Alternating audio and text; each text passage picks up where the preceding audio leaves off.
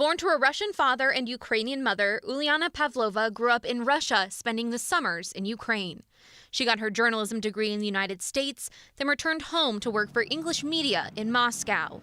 She was right on the border reporting as the first Russian tanks crossed the border into Ukraine, quickly followed by airstrikes. It still felt extremely surreal and weird to me to be there and see those strikes going into Ukraine and know that I'm also half Ukrainian and I have family in Ukraine, and I also called them that the same day. She's speaking to me from an undisclosed country, knowing that there are severe penalties for reporting the truth in the place she grew up.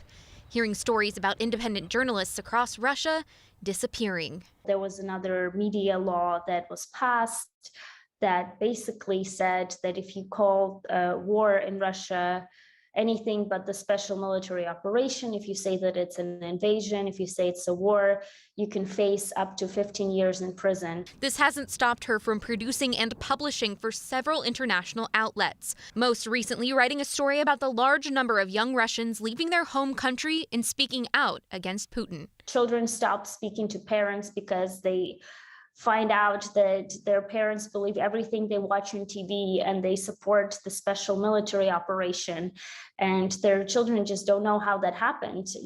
Like, how could you believe in this? As she travels to stay safe, she carries with her the same white puffer jacket she wore as she watched those first tanks enter Ukraine, wondering if and when it could be safe to go home. I want to go back to Russia and cover the story, but I also understand that right now Russia is a completely different country than it was when, before the war started.